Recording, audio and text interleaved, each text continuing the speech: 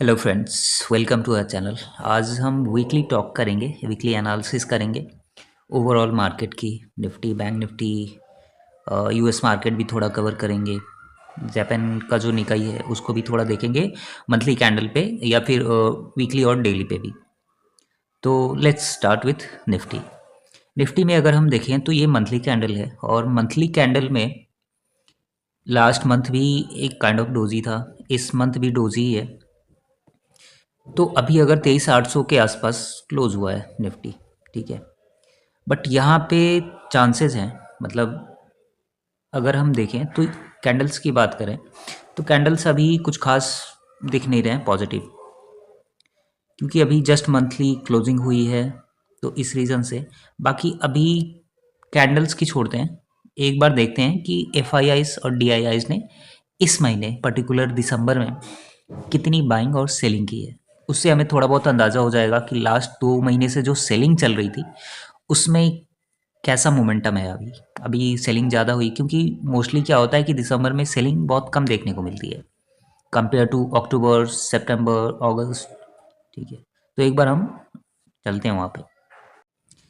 तो अभी हम आ चुके हैं अपने स्क्रीन पे, और अभी अगर हम दिसंबर की देखें तो 10,000 44,000 करोड़ की सेलिंग हुई है दिसंबर में, जो कि बहुत कम है। नवंबर में 46,000 करोड़ के आसपास हुई थी, अक्टूबर में 1,15,000 करोड़ के आसपास हुई थी। ये एफआईआई का डाटा है। अगर हम डीआईआई का डाटा देखें तो डीआईआई ने ऑलमोस्ट 1,07,000 करोड़ की बाइंग की थी अक्टूबर में। नवंबर में 45,000 करोड़ के आसपास की बाइंग है। और अभी अगर हम देखें दिसंबर में तो 27,400 के आसपास है, ठीक है। तो अगर हम दिसंबर मंथ का देखें नेट ऑन नेट तो 17,000 करोड़ की नेट बाइंग है, ये हो गया। बट ओवरऑल अगर हम ईयरली देखें तो ईयरली में 5 लाख करोड़, मतलब 5,20,000 करोड़, 20,000 करोड़ की इस साल एफआईआई ने बाइंग की है, जो कि मतलब ऐसा कभी नहीं हुआ। ये मतलब ट्रिमेंडस है, मतलब हिस्टोरिक मोमेंट है। उसके पहले 2022 में ऑलमोस्ट 2.76 लाख करोड़ का हुआ था। 2023 में वो घट के 1.84 लाख करोड़ का हुआ। ये बाइंग है।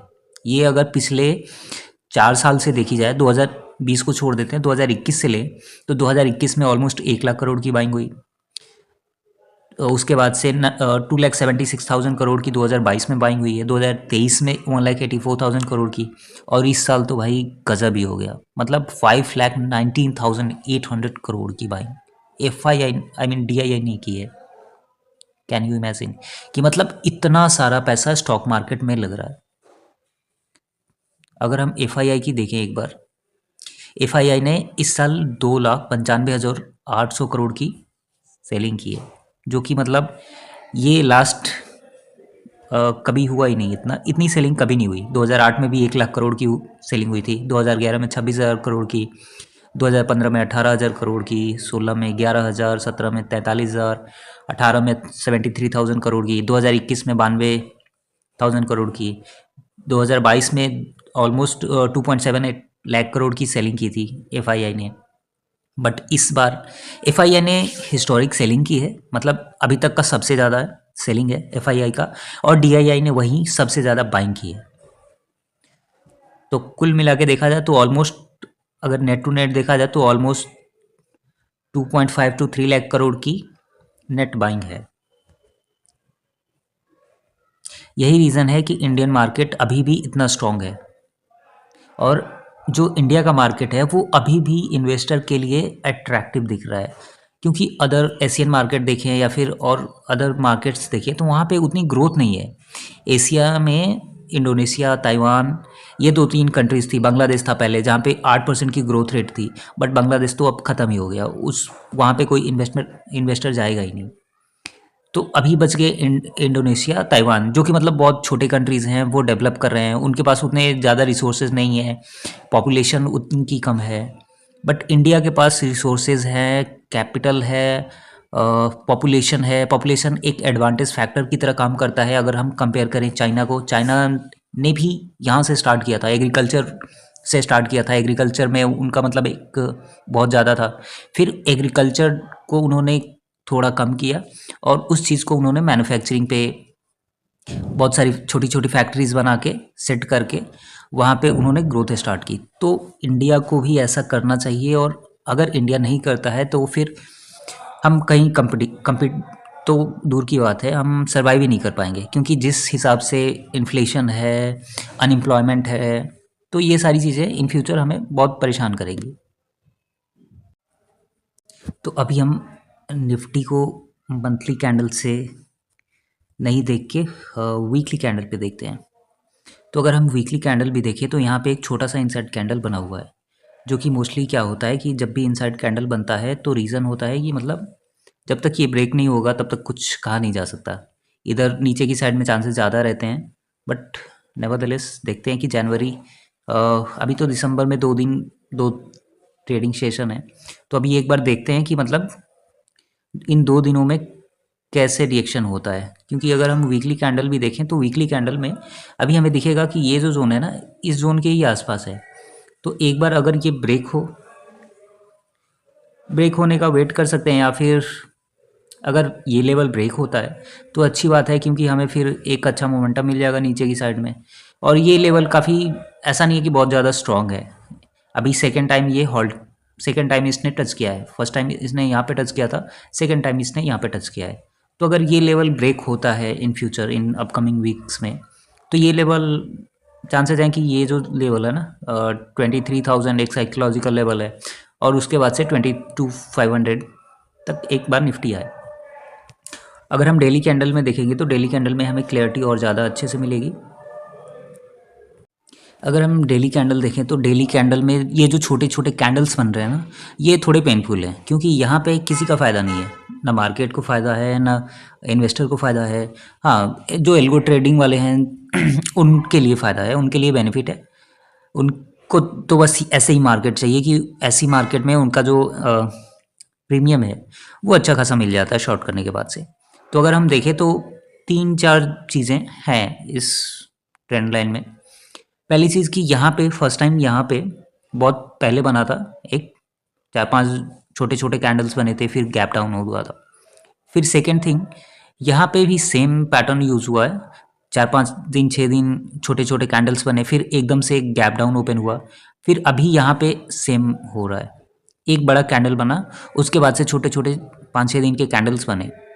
तो यहाँ पे अगर इधर नीचे की साइड में, ये इस साइड, या फिर एक छोटा सा ऊपर की साइड में अगर गैप अप या फिर गैप डाउन होता है तो देखना होगा कि वहाँ पे मार्केट कैसे रिएक्ट करता है। क्योंकि नीचे के लेवल पे यहाँ पे 23,300 का लेवल है, 23,300 का जो लो लगा था, अगर इसके आसपास 23,400, 23,500 या 23,300 के आसपास भी मार्केट किसी दिन ओपन होता है तो वहाँ से देखना इंपॉर्टेंट हो जाएगा कि ये जो लेवल था 23,300 का, वो सस्टेन कर पाता है या फिर ब्रेक हो जाता है। अगर वो ब्रेक होता है फिर 23,000 ईजिली टच हो जाएगा, और फिर उसके बाद से अगर 23,000 पे एक सपोर्ट अच्छा खासा बन गया तब तो अच्छी बात है, तब मार्केट रिवर्सल हो जाएगा यहाँ से। अदरवाइज़ 22,500 चांसेस हैं कि एक बार आ जाए। अगर सेकेंड सिनेरियो में अगर ऊपर की साइड में ओपन हो जाता है, गैप अप ओपन होती है 23,800 23,900 के आसपास, क्योंकि मार्केट देखें तो 23,880 23,900 भी गया था, 23,700 से 800 के आसपास ही घूम रहा है। तो अगर 23,880 23,900 के ऊपर जाता है तो 24,000 एक साइकोलॉजिकल लेवल है। तो 24,000 के ऊपर अगर एक दिन भी सस्टेन करता है, क्लोजिंग आती है, फिर 24,400 24,800 देन 25,000 तक जाता है, तो फिर एक जो बायर्स की, जो इन्वेस्टर की माइंडसेट है वो थोड़ी सी बुलिश हो जाएगी, क्योंकि नया साल आ रहा है, नए साल में इन्वेस्टर भी आएंगे, अभी 2 महीने बाद बजट भी है। तो इन सब चीज़ों को देखते हुए हम ये कह सकते हैं कि चांसेस है कि एक बार मार्केट थोड़ा सा रिवर्स हो। अब देखते हैं कि मार्केट कैसे रिएक्ट करता है इन सब चीज़ों को। अगर हम बैंक निफ्टी की बात करें तो बैंक निफ्टी हमें डेली कैंडल्स पे है अभी। अगर हम इसको मंथली कैंडल पे देखें तो मंथली कैंडल में मतलब पिछले अगर 5-6 महीने से देखा जाए तो इसी जोन में है, मतलब कुछ खास मोमेंटम नहीं हो रहा है। नीचे के लेवल पे यही 51,000 और ऊपर के लेवल पे 53,000 में अटका पड़ा है पिछले 1 महीने 2 महीने 3 महीने 4 महीने, और इसको भी काउंट कर लें तो मतलब ऑलमोस्ट 6 महीने में 6 महीने से कुछ खास मोमेंटम हुआ नहीं है। इसके पहले अच्छा खासा एक मोमेंटम था बैंक निफ्टी में। तो अभी देखते हैं कि ये कैसे रिएक्ट करता है, क्योंकि यहाँ से देखें तो यहाँ से रैली स्टार्ट हुई थी, फिर यहाँ पे भी कुछ टाइम के लिए होल्ड किया इसने।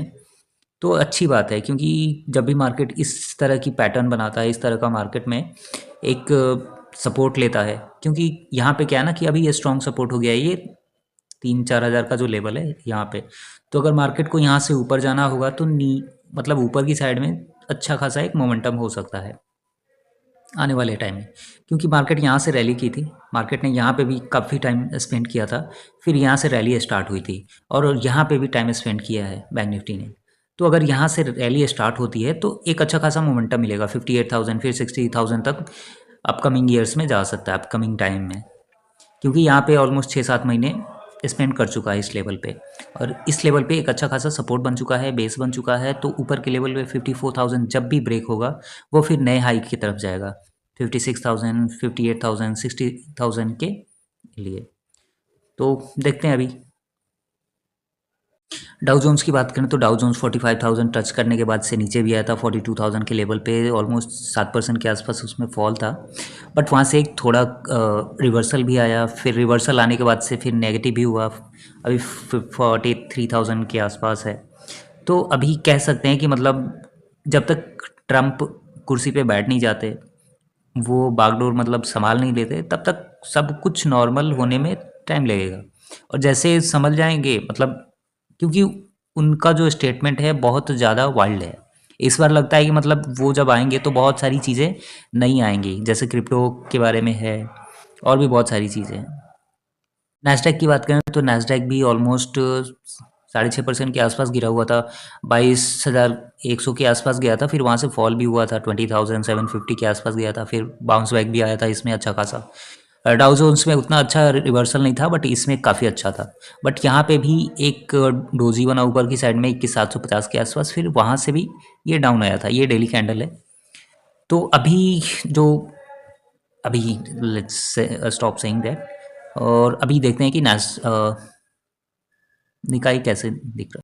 ये डेली कैंडल में निकाई का है, जापान की जो इंडेक्स है वो निकाई 300।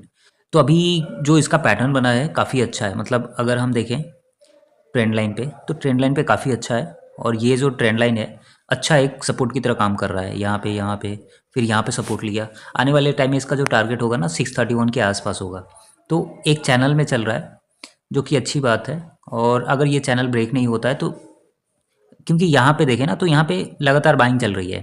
पहले क्या था कि पहले यहाँ पे सेलिंग थी कुछ टाइम तक, फिर उसके बाद से यहाँ पे भी सेलिंग थी, यहाँ पे भी सेलिंग है, बट ये जो न्यू ट्रेंड है इसमें बाइंग है। तो अगर ये लेवल ब्रेक होता है जो कि 605 610 के आसपास है, तो फिर वहाँ से 630 640 तक जा सकता है। ये जब हम 2025 देखें तो डेली कैंडल में यहाँ पे भी बाइंग अच्छी खासी दिख रही है, यहाँ पे भी सेम पैटर्न बना हुआ है इंडाइस के जैसे, और ये जो लेवल है 43,000 का चांसेस है कि एक बार 43,000 तक जाए। अगर हम मंथली कैंडल में देखें तो मंथली कैंडल में हमें दिखेगा कि एक यहाँ पे भी सेम पैटर्न बना है जैसे हमने बैंक निफ्टी में बताया था। तो मार्केट क्या है कि मार्केट अगर चलने के बाद से थोड़ा रुकती है तो अच्छी बात है, क्योंकि यहाँ पे मार्केट ने सपोर्ट किया, यहाँ पे थोड़ी वेट किया, अब यहाँ से जो मोमेंटम बनेगा ना वो ऊपर की साइड में बनेगा, क्योंकि अगर नीचे जाना होता तो इस लेवल को बहुत पहले ब्रेक कर जाती। यहाँ पे इवन यहाँ लो भी लगा था, जो लोअर सर्किट लगा था उस टाइम पे जापान में उनके इंटरेस्ट रेट बढ़ने की वजह से। तो ये सारी चीज़ें हैं, जब आप टेक्निकल एनालिसिस करते हो या फिर मार्केट को देखते हो तब थोड़ी थोड़ी चीज़ें समझ में आती हैं आपको। ठीक है, तो जैसे जैसे आपको एक्सपीरियंस होता जाएगा, मार्केट वॉच करते जाएंगे, तब तब आपको एक्सपीरियंस होगा कि मार्केट कैसे बिहेव कर सकता है।